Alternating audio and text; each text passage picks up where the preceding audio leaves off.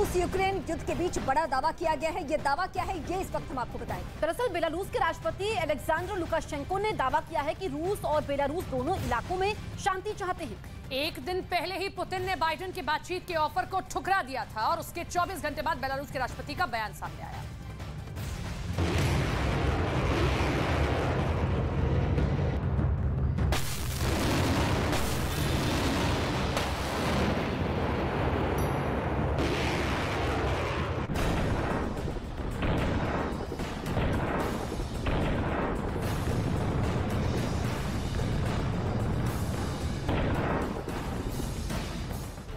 Zelensky बातचीत के लिए तैयार है।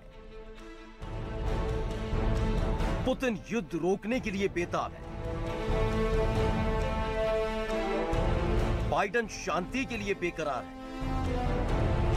तो कौन है विनाश वाला विलेन?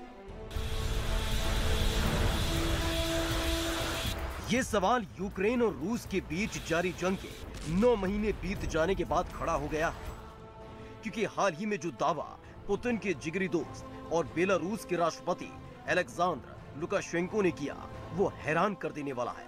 सबसे पहले हम आपको लुकाशेंको का वो बयान सुनाते हैं। Пугать, вы тем более, все уже и так напуганы, перепуганы, но если они хотят, чтобы мы мирно жили в нашем регионе, не глядя там на то, как на это смотрят из-за океана, и Россия, и Беларусь к этому готовы.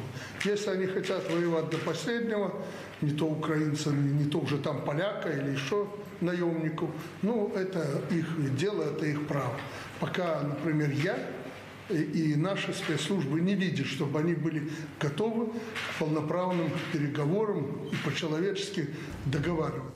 लुकाशेंको का ये बयान इसलिए हैरान करने वाला है क्योंकि ये बेलारूस ही है जो युद्ध की शुरुआत से लेकर अब तक रूस के साथ खड़ा रहा।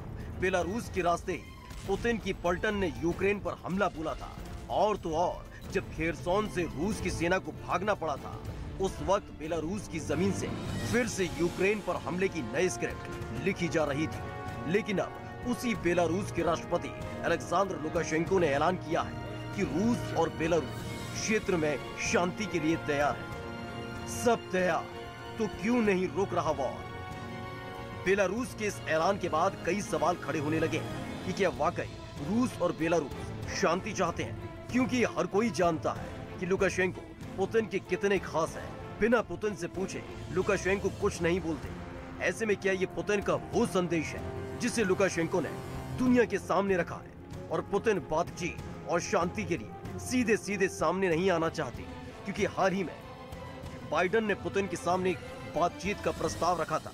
बातचीत के लिए बाइडेन ने शांति की शर्त रखी थी, पुतिन के सामने युद्ध रोकने की शर्त रखी थी। 24 घंटे में पुतिन ने बाइडेन का ऑफर ठुकरा दिया।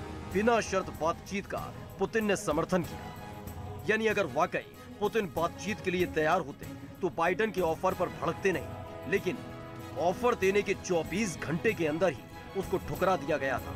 लेकिन सवाल उठता है बेलारूस के राष्ट्रपति लुकाशेंको के शांति वाले प्रस्ताव के क्या मायने हैं, क्योंकि ऑफर के रिजेक्ट होने के बाद अमेरिका ने एक बार फिर इस बात पर जोर दिया था कि बातचीत के दरवाजे बंद नहीं हुए हैं, और अगर चाहे तो पुतिन शांति के लिए बातचीत कर सकते हैं।